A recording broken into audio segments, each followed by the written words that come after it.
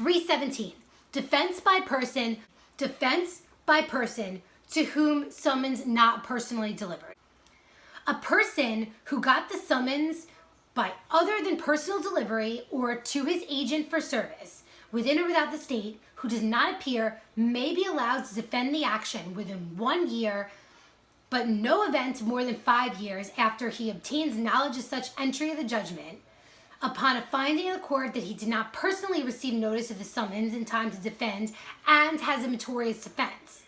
If defense is successful, court may direct and enforce restitution in the same manner as where a judgment is reversed or modified on appeal. This section does not apply to an action for divorce, annulment, or partition. 318, designation of an agent for service.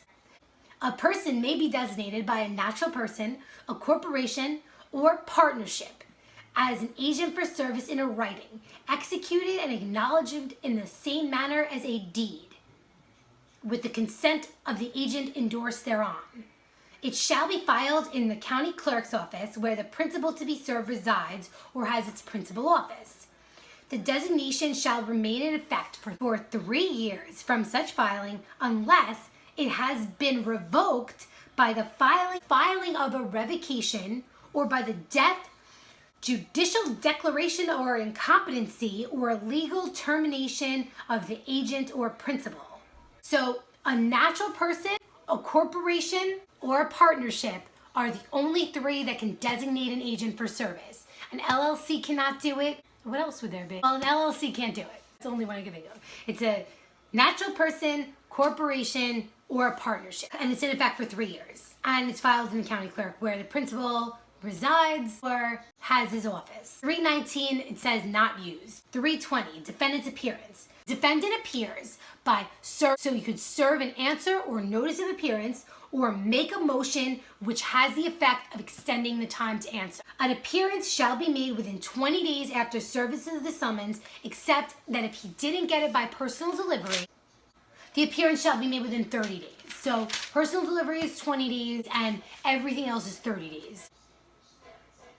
If the complaint is not served with the summons, the time to appear may be extended as provided in sub B of section 3012. And that's where you serve, instead of serving your answer, you just serve a demand for the complaint because you're like, what the hell am I even responding to here? You know, it's kind of hard to do a good answer when you don't have the complaint.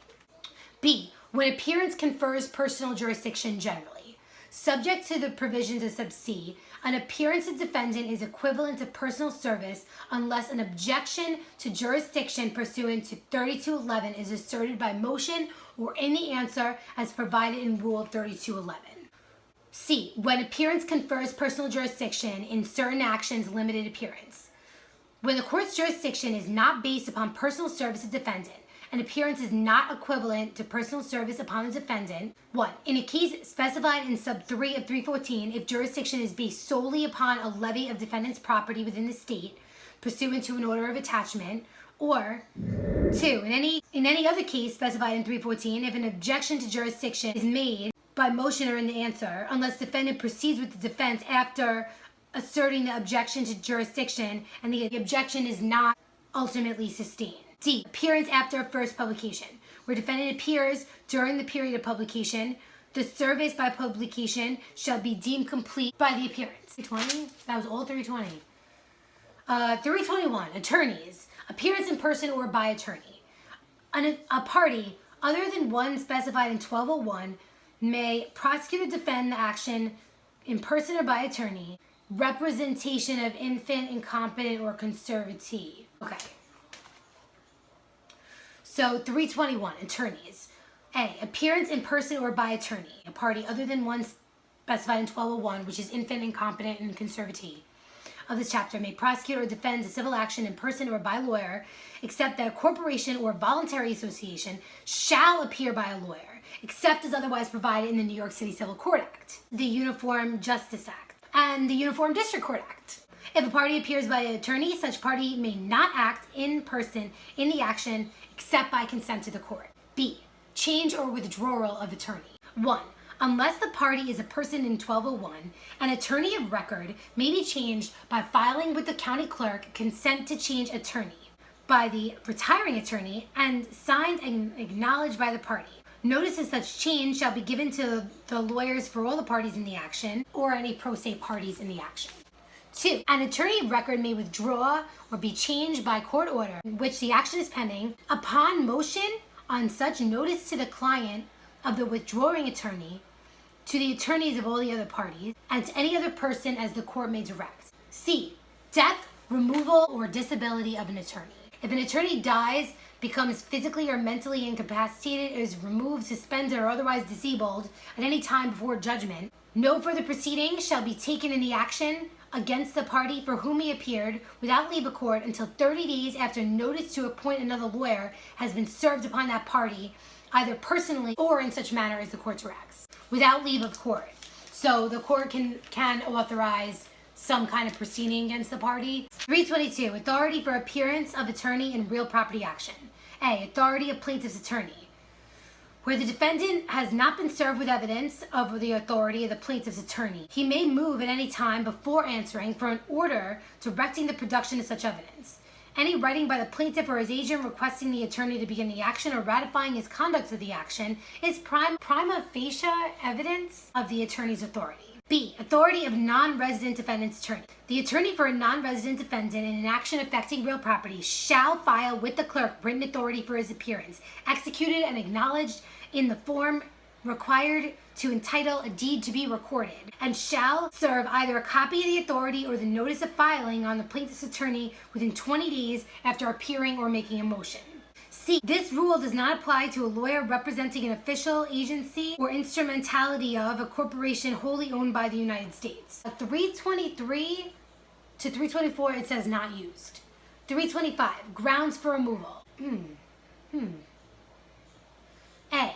By Supreme Court for mistake in choice of court. Where there was a mistake made, the Supreme Court, upon motion, may remove the action to the proper court. B. From court of limited jurisdiction. Where it appears that the court in which an action is pending does not have jurisdiction to grant the relief, a court having such jurisdiction may remove the action to itself upon motion. A waiver of jury trial in the first court is inoperative after the removal. C. On consent to court of limited jurisdiction. Upon consent of all parties to the action other than the defendant who has imposed no counterclaim and over whom the lower court would have had jurisdiction if the action had originally been commenced there, a waiver of jury trial is inoperative after the removal. So that makes sense, because if you liked the judge in Supreme Court, you may want a jury in the lower court. D. Without consent. The case sucks and Supreme Court doesn't want it. So Supreme Court removes the action, and if the action is so removed, then the verdict or judgment shall be subject to the limitation of monetary jurisdiction of the court in which the action was originally commenced, and shall be lawful to the extent of the amount demanded within such limitation. A waiver of jury trial is also inoperative. So the appellate division has to do this, because it's the appellate division, if it determines that the calendar conditions in a lower court so permit, may, by rule, provide that a court in which the action is pending may, in its discretion, move the action to such lower court where it appears that the amount of damages sustained may be less than demanded, and the lower court would have had jurisdiction but for the amount of damages demanded. So if the appellate division says by rule that it's okay to do this, then the Supreme Court can remove, like, an action to, like, the New York City Civil Court where decedent's estate affected. So this is E. From Supreme to Surrogate's Court when a decedent's estate is affected.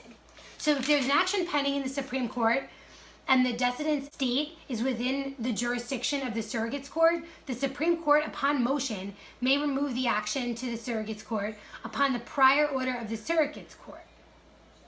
The right of jury trial shall be preserved in the subsequent proceedings.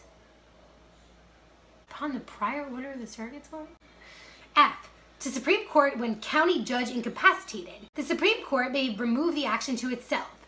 An objection to jurisdiction that might have been taken in the county court may be taken in Supreme Court after removal. G. From one local court to another. G. From one local, oh my God. G.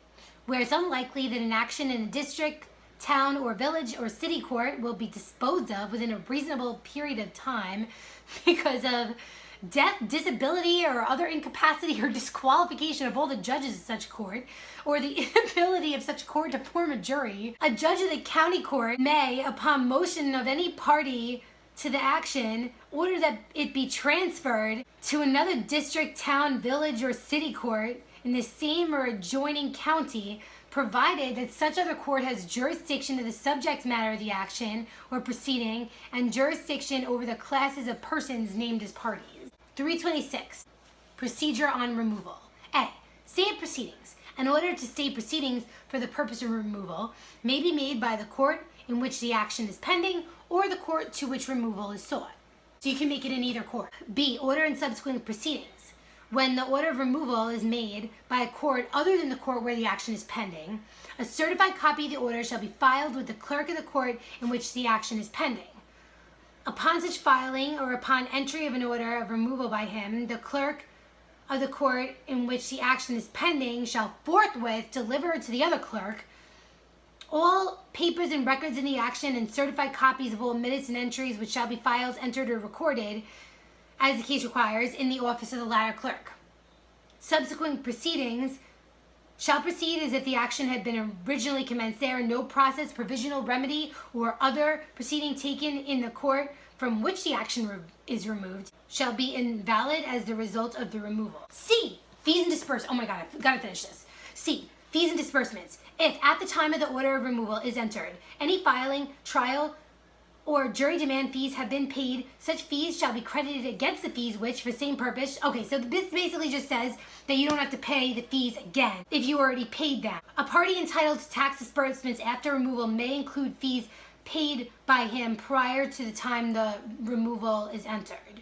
327, inconvenient forum. I feel like they've asked a question on this for some reason. When the court finds in the interest of substantial justice, the action should be heard in another forum. The court, on the motion of any party, may stay or dismiss the action in whole or in part on any conditions that may be just. The domicile or residence in this state of any party to the action shall not preclude the court from staying or dismissing the action. Let me repeat that. The domicile or residence in this state of any party to the action shall not preclude the court from staying or dismissing the action. B. Notwithstanding the provisions of sub A of this rule, the court shall not stay or dismiss any action on the grounds of inconvenient forum, where the action arises out of or relates to a contract, agreement, or undertaking of the general obligations law, and the parties to the contract have agreed that the law of this state shall govern their rights or duties in whole or in part.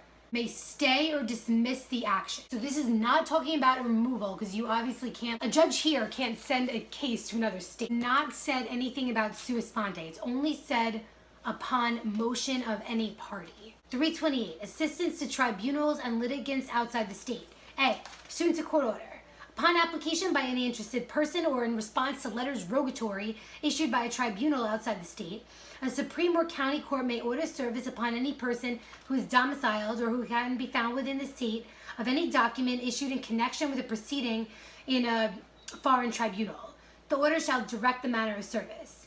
B, without court order. Service in connection with a proceeding of a foreign tribunal, when I say foreign, I mean not New York, may be made within the state without court order.